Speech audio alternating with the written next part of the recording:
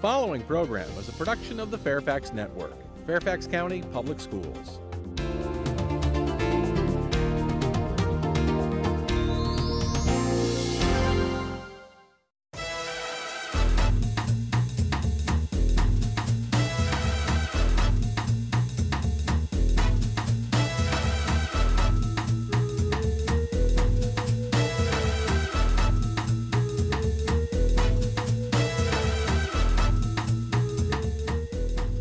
Konnichiwa.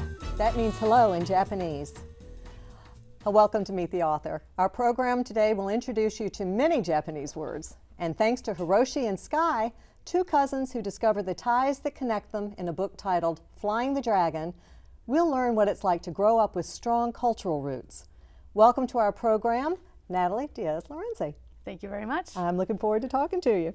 You've described your book as a fish out of water story. Tell us why.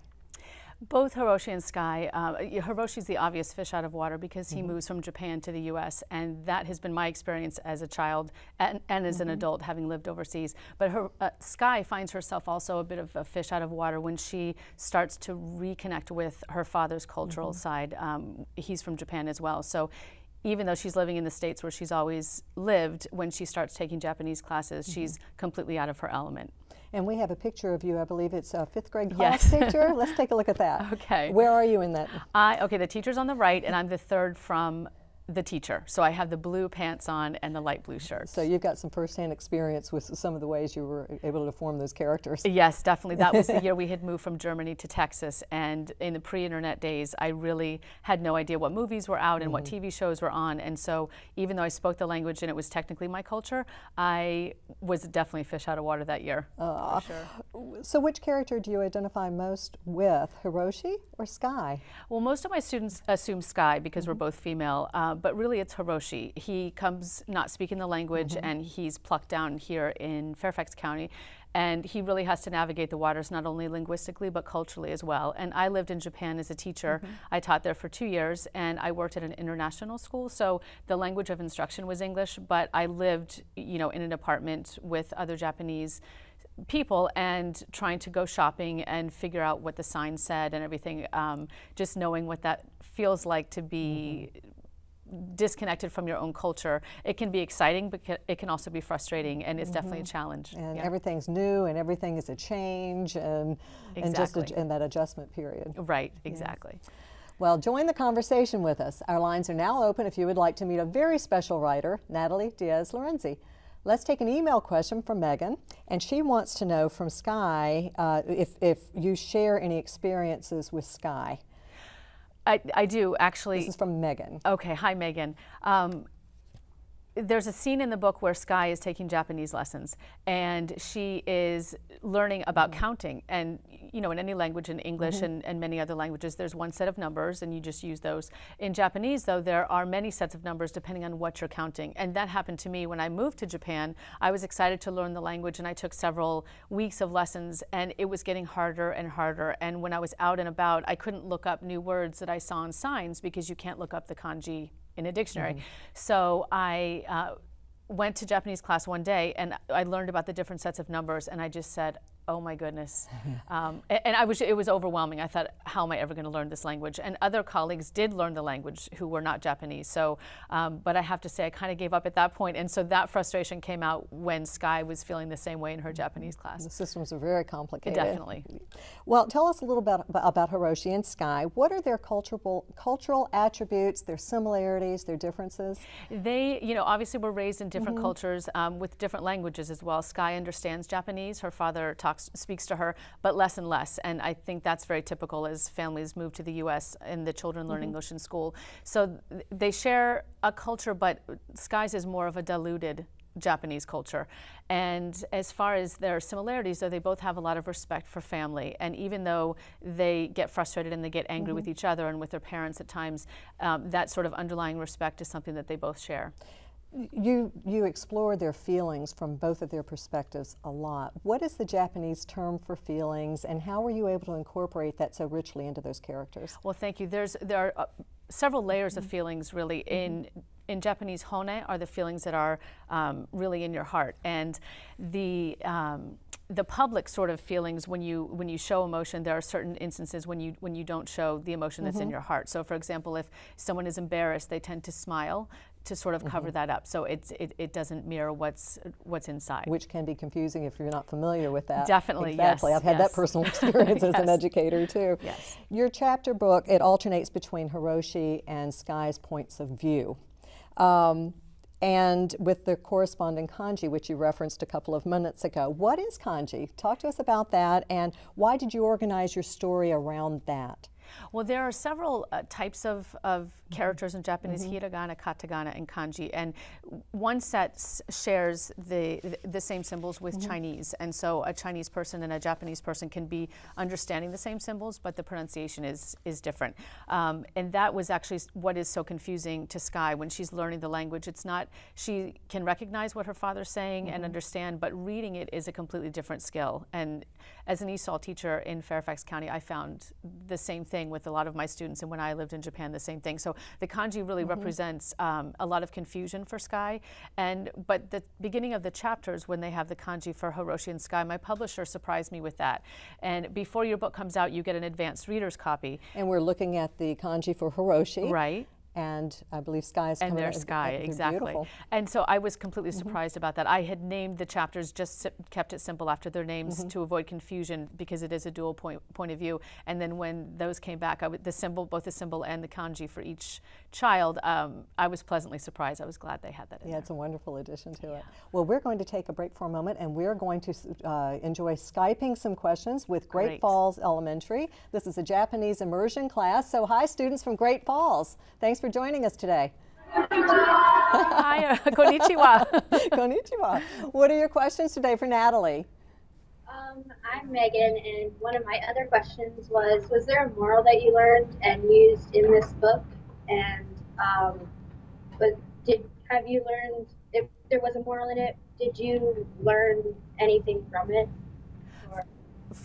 Did I learn any rules? Is there a moral to the story? And Definitely. And it's funny because when you write a book, it starts out as one kind of story. I was really fascinated with kite fighting. I had read an adult book called The Kite Runner by Khaled Hosseini, and that was the first time I was exposed to that. So really it started off as a story just involving kite fighting. And then as I revisited the Japanese culture, I had lived there but wasn't there when I was writing the book. I delved back into it, and actually one of your teachers, Akiko Benz and Yuko Frost, are two Japanese teachers in the county, one at Fox Mill and one at Great Falls, and they actually read through my manuscript to make sure that the rules and all of the language was correct. But as far as the moral or a theme of a story, sometimes that doesn't come through right away until you have finished writing it and you go back and revise it. So definitely, respect for family and respect for culture were two things that I hope come through. I believe they do. Thanks. Do we have another question from you, Great Falls? Yes. Hello, that's how you say, my name is Aiden in Japanese. Nice to meet you. It's what type of cancer does the grandfather get? What type of character? What kind of cancer? Oh, I'm sorry. I left it unspecified. When I first had that out, I actually read it to my 6th grade daughter, Sophia. She was in 3rd grade at the time, and I read the draft to her. And when that part came up, she was very shocked and kind of upset about that. So I didn't want to delve too much into that because I didn't want to make it too graphic, and so I just left it unspecified. Okay. Yeah. Thank you. What's your next question? Hi, my name is Chloe. My question was, do you relate to the character Sky, and how?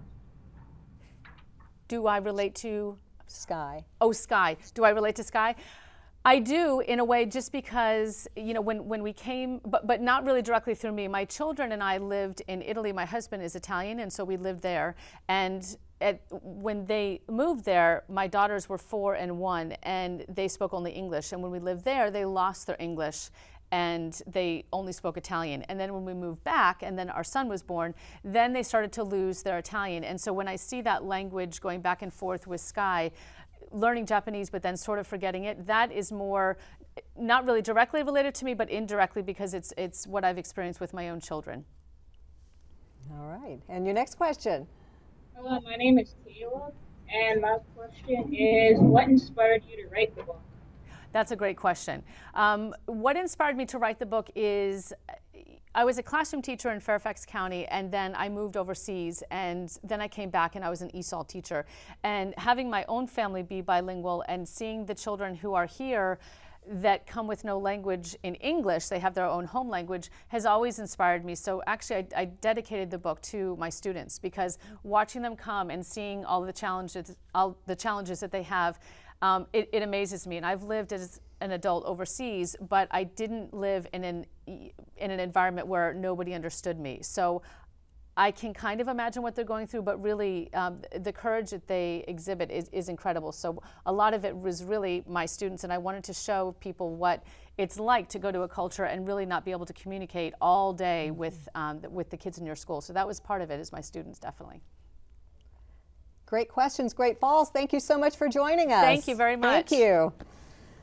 Natalie, you brought us, they're waving. Okay, bye guys. Bye, sayonara. You brought along with you a beautiful six-sided kite that's behind us. Talk to me about how does kite flying move your story forward? This is a rokaku kite, and in Japanese, rokaku means six-sided, and this is the traditional kite fighting kite. And if you go to the National Mall and go to the Kite Festival, these are the kind of kites that you'll see flying in the air. And the kite, again, like in speaking to the Great Falls students, the sort of theme of the story develops as you write. You don't really start off with theme. You start off with, you know, these are the characters. What if this happened? What if that happened? And so the kite really became a symbol that really united the two cousins and the two families, not only culturally, but that's kind of how they became friends as well. So with the kite in the story painted like a dragon, in some instances it's almost like its own character. So I have the kite looking down on the children, and Hiroshi saying to the kite, "Look, it's not my fault." So the kite just sort of developed almost into a character of its own. And you also brought along with you a much smaller version of a kite.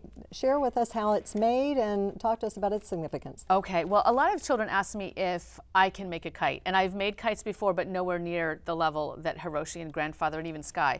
But this is washi paper, which is a rice paper that's typical in Japan. And this is bamboo. And bamboo is used because it's very malleable. It bends in the wind. And a rokaku kite, when it's flying, is sort of bowed this way. So these are the traditional materials that Hiroshi and grandfather use, and at the beginning of the story, the rest of the crowd sort of has this modern kind of material that they use for kites, but they make them the traditional way. So these materials really represent the maintenance of this kind of tradition that's carried on from generation to generation. This kite looks like, the bamboo is so thin and this paper is thin, it looks like it would be very fragile. It does, and actually an actual rokaku kite in a battle would be actually bigger than this.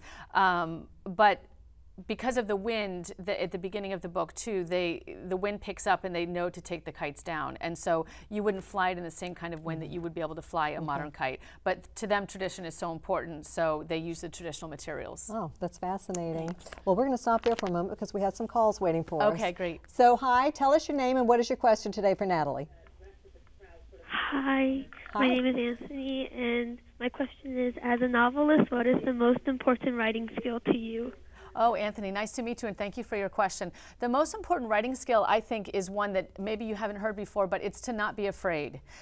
When you write, and a lot of times you put your emotions on the page, and you don't know if it's good, you don't know if people will like it or not, but at the beginning, definitely write for yourself. Don't worry about the spelling, don't worry about the punctuation. That comes later, much later, but really don't be afraid to just get down the story and to practice and play around with words. So don't worry about you know what the grade might be or what people might think, but really writing takes a little bit of courage in the sense that you need to put your emotions down, and sometimes that can be a little scary to show someone you're writing. So I would say don't be afraid, write as much as you can.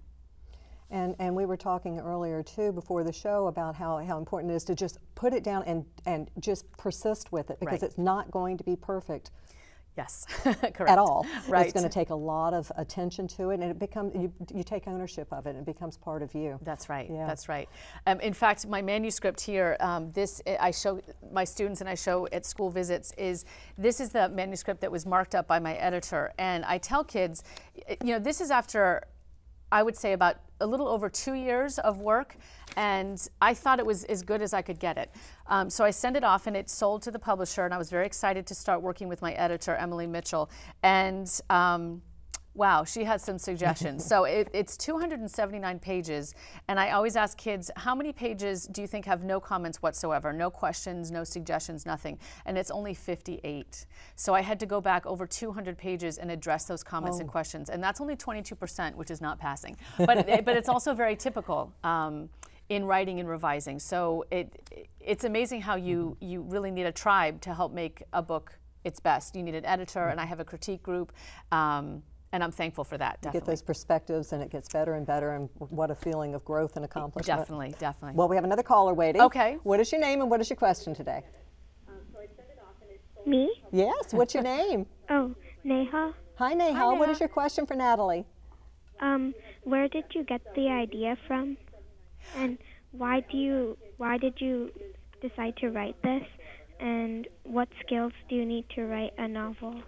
Neha, good question. Thank you for asking those. Well, like I said, the inspiration doesn't usually come from just one place. So I had read the book about kite fighting that's for adults, and that was the first time I'd ever heard of the sport. And then part of it came from my life because I was an ESOL teacher and I taught children who were learning English, and then part of it came from my family, my children who switched back and forth from Italian to English. So a lot of times things will start, maybe something you hear on TV or something that you overhear at the bus stop, and an idea grows. So I would definitely, if you have an idea, write it down and maybe keep a list, maybe keep a notebook of ideas, because you never know where they might lead. Okay. Thank you so much for your question. Thanks. All right. I've learned a lot already. Flying the Dragon is Natalie Dias Lorenzi's first book. As a librarian, she can share some of her research tips. But first, jot down this contact information if you want to join our conversation. The number is 1-800-231-6359. To Skype, meet the author. For now, let's go fly a kite.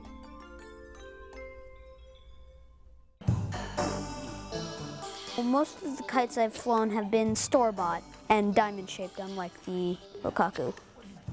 It's been a while since I've flown a kite before, and this is going to be something new for me. This is what's called a sail. And your designs look beautiful. Now I'm going to come around next, and I'm going to give you the spars.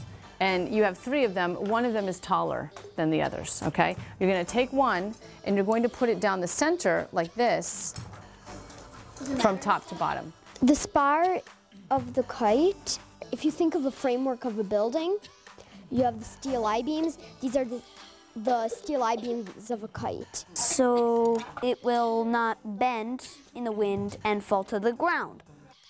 What I'm supposed to do is get these sticks and put them across and over, and then I gotta get the hot pink duct tape and tape it on so it doesn't fall off. And what's important is that you really press really hard so that it really sticks well. You're gonna do that at the top and at the bottom. And afterwards, you'll take the 2 smaller ones and do the same thing.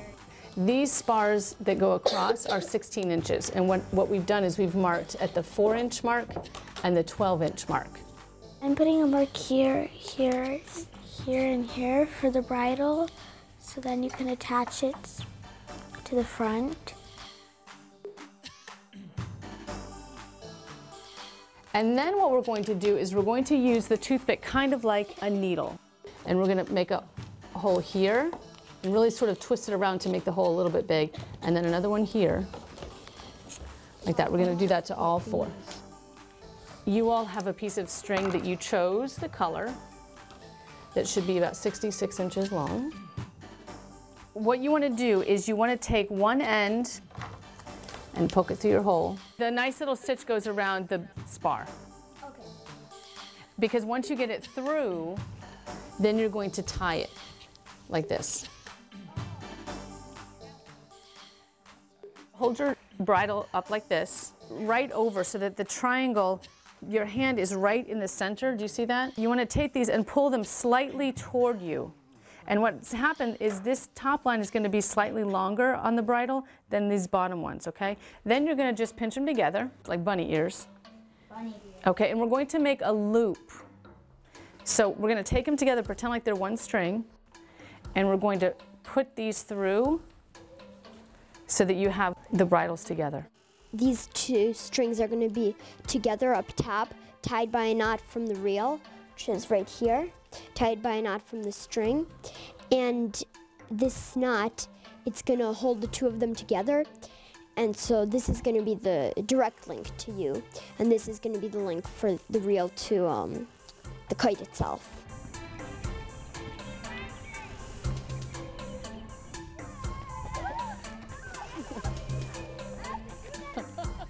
There you go.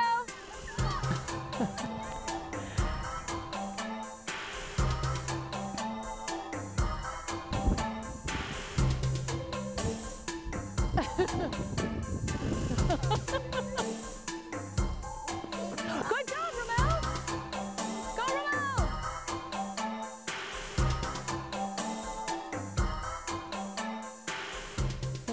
I always knew kite flying was fun, and now I think I could make one too. There you go. That looked like a lot of fun. It was a lot of fun. They did a great job. Well, you know what? Speaking of great job, Great Falls, they had great questions before, and they're back with us again. So Wonderful. Great Falls, welcome back. And what are your next questions for Natalie? My name's Kayla, and I would like to know, does anyone else in the story relate to anyone else in your family? That's a great question. Did you say Tara or Kara? Kayla. Oh, Kayla. Oh, I'm glad you corrected me. You know, they are part of it. The soccer part, definitely. My daughters Taya and Sophia and my son Jordan all play soccer, and they were a great help. So attending their soccer games definitely gave me some fact-checking for Sky's soccer games. As far as anyone else, you know, my grandparents, I lived briefly where they lived, but being the daughter of an Air Force person, we moved around a lot, and so I actually didn't live near them very long. So the fact that grandfather and Hiroshi are so close doesn't come from my life personally, but it's interesting how I crafted that relationship, maybe wishing that I could have gotten to know my grandparents a little bit better. But definitely my kids had a lot of feedback in the manuscript, and so there are glimpses of them here and there for sure. Thanks, Kayla. Is there another question? Konnichiwa. Konnichiwa. My question is, how many different kites did you fly in the book? How many different kites did I fly? How many kites did you fly? You know, it's funny because I had to do a lot of research on kite flying because the only kite, well, you saw maybe in the video that I'm not the best kite flyer. So my kite didn't get very far off the ground. But I've flown kites with my kids, and I have flown kites as a kid. But in order to do the research for kite fighting, I interviewed two experts. One, a man named Harold Ames, who has won the Cherry Blossom Kite Festival battle before. So I interviewed him. And another man, David Gonberg, who was at the time the president of the National Kite Flyers Association. And they read over the kite battle scenes in my book and gave me a lot of feedback, and I'm very grateful that they did. So I hope that it seems like I know a lot about kites, but in actual real life, I enjoy flying kites, but I'm nowhere near the kite fighter or flyer that Hiroshi and grandfather and even Sky are. That's a good question. It is. Great Falls, do you have another question for us? Yes. Konnichiwa, watashi wa Eren desu. My question is, what gave you the ideas for all the personalities of the characters? That's a great question. Thank you for asking that. You know, when I first wrote this story, it was only Hiroshi's story, and it was just from his point of view, and that took me about a year to sort of work out that story. And Sky was a girl named Susan who was in his class, and she was not very nice. And she was Japanese American and didn't really embrace her Japanese side, and so throughout the story, though, it's almost like she kept talking to me saying, I'm actually not as bad as you're making me out to be, and I want to tell my side of the story. So I was thinking, I told my agent, and an agent is someone who sells your manuscript for you. I was talking about that, saying that if Hiroshi's story became a book, I would like to write a book from Susan's point of view. And she said, why don't you do it at the same time? And that's where the idea of the alternating points of view came for Sky and Hiroshi. Great Falls, we're glad you were able to join us again. Thank you. Thanks for joining us. Natalie, the setting of your book is Northern Virginia, which is suburb to Washington, D.C. One of the big traditions is the Cherry Blossom Festival, which you spoke about when you were answering one of those questions, as well as the Kite Flying Festival. Hiroshi and Sky are a part of that. Talk to us a little bit about what's fact and what's fiction with the Kite Flying Festival and the competition and that whole very large part to the story. That's a good question. I have attended several times the actual kite battle in Washington, D.C. And we're looking at real footage of that now. Unfortunately, this year the weather did not permit and it was canceled. Exactly. It didn't look like that day, unfortunately. But those images are sort of what I used to think about for the Kite Festival. And you see the giant kites in the air and all the different colors, and there's a kite making portion that children can participate in. But the kite battle itself is actually quite small, and it's tucked behind the Washington Monument. It's not readily visible, so you kind of have to search for it. But as far as fact and fiction, it is true that they have a kite hospital. So if kites are damaged, then you go under this white tent. The white tents are real. There are signs warning you that you are not allowed to have glass-coated lines because it's dangerous. It can cut your hands. That part is real. What I've never seen is I've never actually seen a child enter the kite battle, and so I had Hiroshi be a super expert, but they do have teams. So Sky and Hiroshi enter together, and it is amazing to watch. And if you ever get a chance to, the tendency is to watch the kites, but watch the pilots that they're called on the ground. It's crazy. They're running and jumping over each other and crashing into each other. That part is really real, and it's a really exciting event. And so hopefully that part came across, because that is real. At the actual kite battle. I'm sure that's exciting. It is. We're going to stop there for a moment and go back to that, but first we'd like to take a phone call. Great. Tell us your name and what is your question? Caller, are you there? Hi, my name's Jessica. Hi, Jessica. Hi, Jessica. How long did it take you to make your book? Jessica, that's a great question. Thank you for asking. The first time I wrote the very first draft, it took about a year, but it was on and off writing. So I would write for a couple of days, for a few hours, and then I would get stuck and I would stop. And I would give some time to think and think it over and take a walk and see what came. After that first year, when I went back and added Sky's point of view, then that probably took about another year. But at that time, we were moving from Italy back to Fairfax County, and so it was a lot of stopping and starting. Part of my process was giving my pages to those experts who helped me with the kite fighting. And I also have a critique group, and we send each other pages of what we're working on, so I had to wait for that to come back. So I would say in total, though, about 2 years to write the draft, and then working with my editor another several months to revise the manuscript. Natalie, we have a call now from Aya. Hi, what is your question for Natalie? I really enjoyed Sky's point of view because it describes dramatic changes in her life and how sudden they were. What inspired you or influenced you to write that? Oh, thank you, Aya. That's a great question.